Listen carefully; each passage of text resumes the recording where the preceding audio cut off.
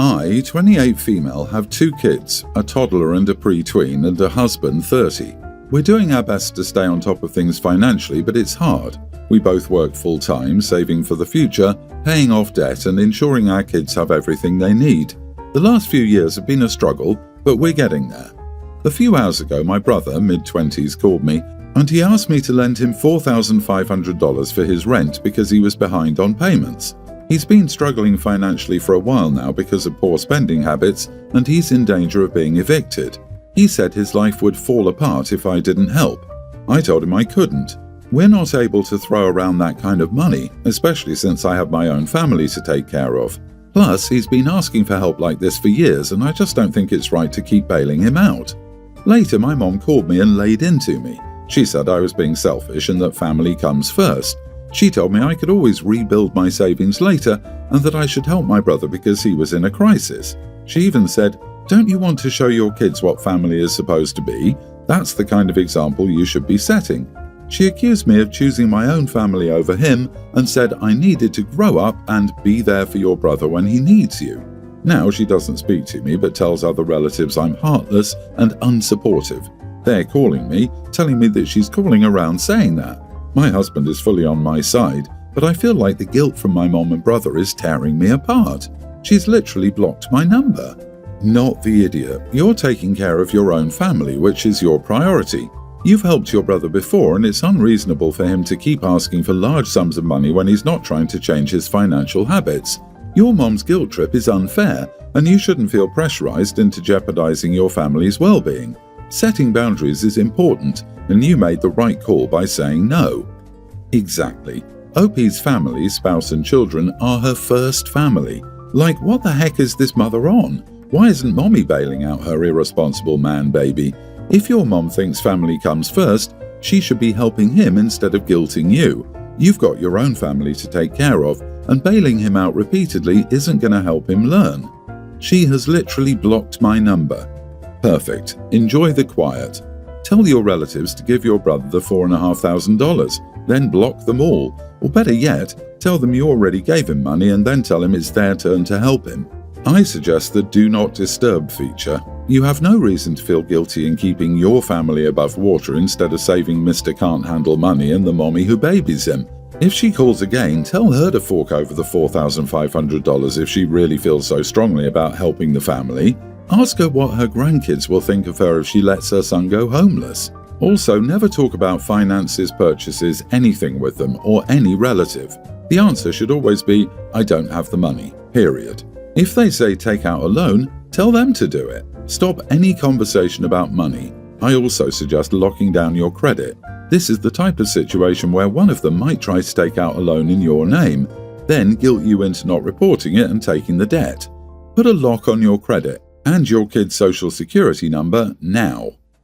About 5 years ago, I moved for a job about 15 hours away from my hometown. Shortly after moving, I met my now wife, Becca. A few years ago, I had a buddy, JR, from back home come to stay with me. While here, he met my wife's sister, Maggie. JR and Maggie hit it off. They pretty quickly started dating. Maggie has a daughter from a previous relationship. The daughter's dad is very much in the picture. Almost a year ago, Maggie and JR moved in together. At the time, Maggie was living with her parents because she couldn't afford rent on her own. Things seemed to be going well. It's a long story, but almost 2 months ago, JR got pretty irrefutable proof that Maggie was cheating on him. He was angry, depressed, and overall distraught. He couldn't deal with confronting her and also not living with her. He talked to me and wanted my help to get away. So I reached out to my network of people, who are not mutual friends of Becca and me, to get him a place to stay. Becca, Maggie, Maggie's daughter, and my mother-in-law were going out of town to visit my mother-in-law's mom a few weeks after he found out. I had a work friend who rented a house. I helped JR pack his stuff, which was like 90% of the apartment, and he moved out. He sent an email to Maggie about why he moved out. He left a check for rent and utilities through the end of March when their lease was up and informed the landlord that he was not renewing. Maggie got the email and called JR numerous times while on the trip. My wife called me and asked what was happening and where JR was.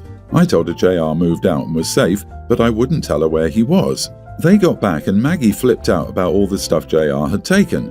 My wife was quite angry and demanded to know where JR was. I kept telling her he was safe, but I wasn't telling her where he was. The last month has been tense, and my wife has begged and made threats to find out where JR is. She's even tried using my phone to impersonate me to call JR and get information.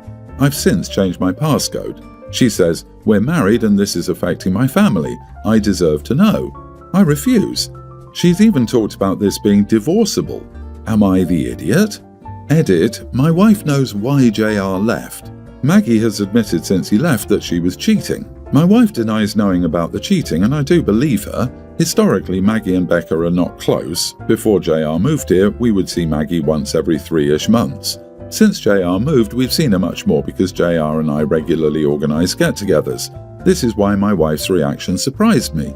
The stuff JR took was only his stuff. In fact, a lot of stuff he left is also his stuff. Besides gadgets, he left all the kitchen stuff, despite it being 100% his. He left all the stuff in my niece's room, even though he paid for a lot of it. Not the idiot.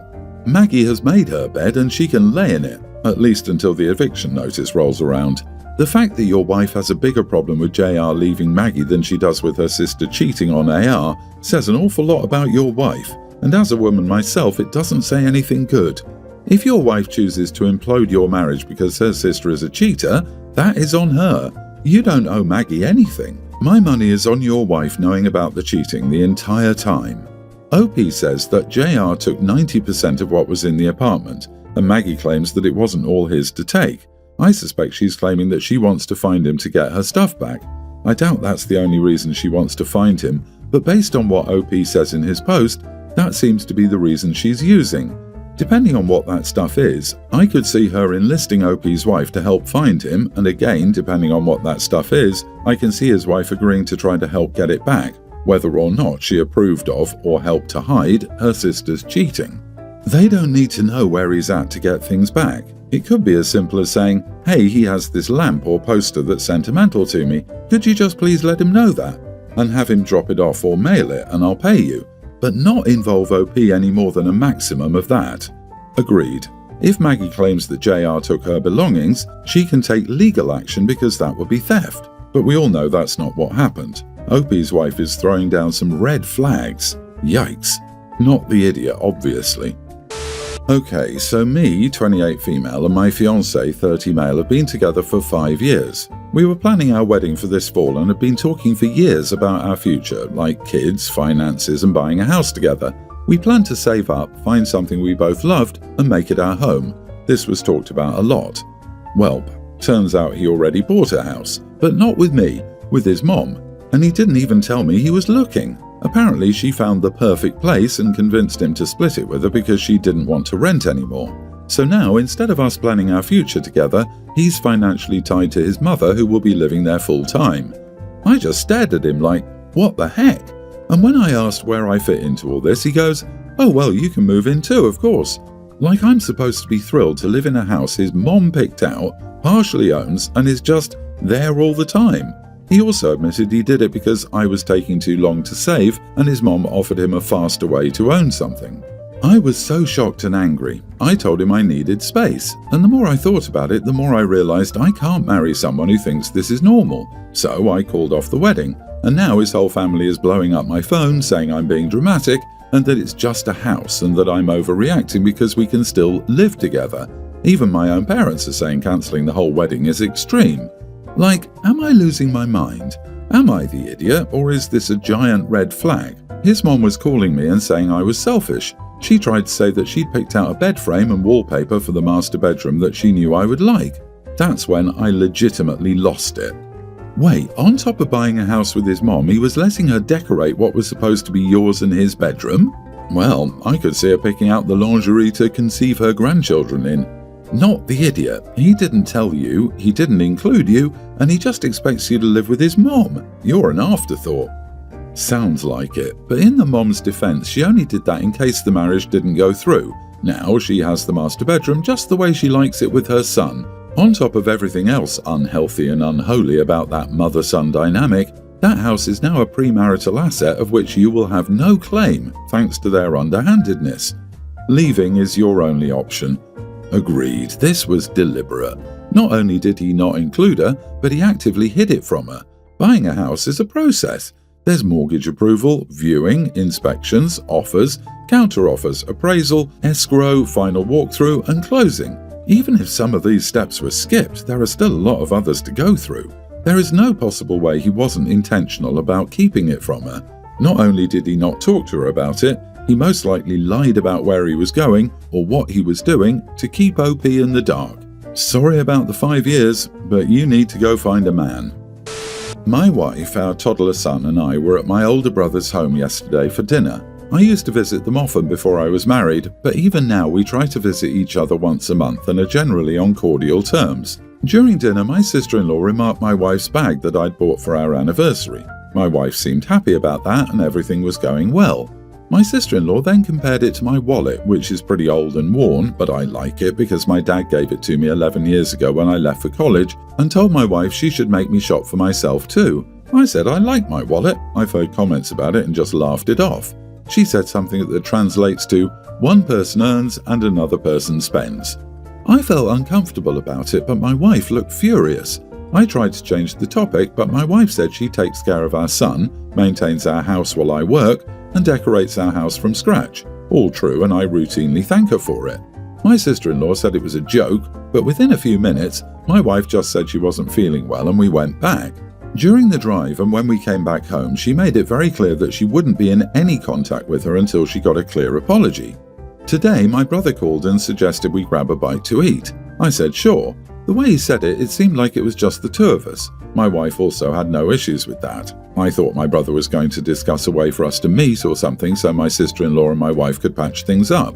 My sister-in-law was there too when I went there. While we were eating, they gave me her point of view, saying that it was a light-hearted comment that my wife was blowing it out of proportion. I defended my wife too and said she definitely felt it was out of line. When I returned home and my wife learned she was there too, she got really upset. She said if my sister-in-law wasn't prepared to render an apology, then I should have left and that I betrayed her by having food with them. I don't see it that way. I was really trying to fix everything in good faith. Am I the idiot? You are the idiot. She definitely feels it was out of line. Way to have her back. It was out of line and you should have clarified that you thought it was out of line too. You make it sound like it was her subjective perception. And even if sister-in-law genuinely didn't mean it to be offensive, man, when you make a joke that doesn't land and offend someone, the correct move is to apologize profusely, not double down and try to justify it to the partner. The joke falls flat because it's a thinly veiled dig. Your sister-in-law is petty and jealous. I guarantee your brother doesn't give her gifts like your wife got, hence the snarky comment. Instead of you sticking up for your wife, she stuck up for herself, without you backing her up. Then your sister-in-law took the cowardly way out by having your brother invite you to lunch. She showed up and tried to sweep it all under the rug, which it seems you gladly want to do. You, sister-in-law and brother have handled this all wrong, you especially. OP is a huge coward who'll be lucky to hold on to his wife for much longer at this rate.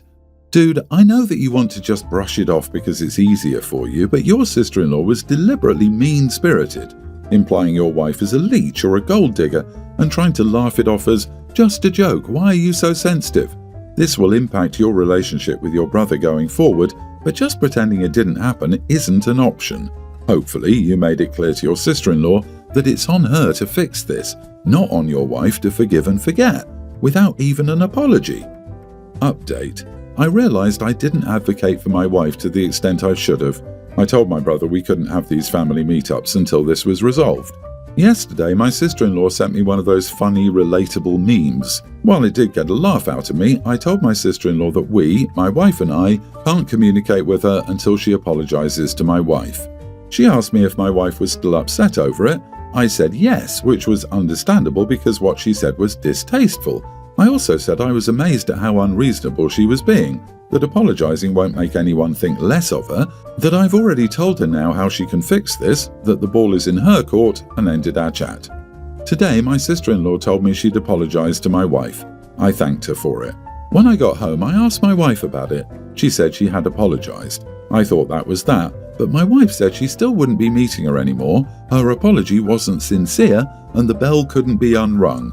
I was frustrated because the apology for the stupid joke finally came through, and this issue was still unresolved. I asked what my wife wanted. She said she wouldn't be meeting them till she felt comfortable. But we met them before this happened, so the only issue was what happened that day, for which we've received an apology. But she was adamant that she was done with them. I will have to navigate this issue and what this means for my relationship with my brother and sister-in-law. Damn, how you managed to come off worse in an update is shocking. You still don't advocate for your wife and want her to get over it so you can continue to hang out with your sister-in-law and brother. Do you not like your wife? You said you should have advocated for her more, but now you want her to go back to hanging around someone who made a degrading remark about her. It wasn't a thoughtless remark. Your sister-in-law has probably thought that for a long time to be brave enough to say it to your wife. How clueless can one husband be? An apology just for apologizing to get over something is not a real apology. It's like a teenager rolling their eyes while they also say the words sorry with loads of attitude. Your sister-in-law is not, in fact, sorry at all. She just wants to put this behind you so she can return to normal, which for her is low-key disrespecting your wife while she sends you funny memes. So clueless.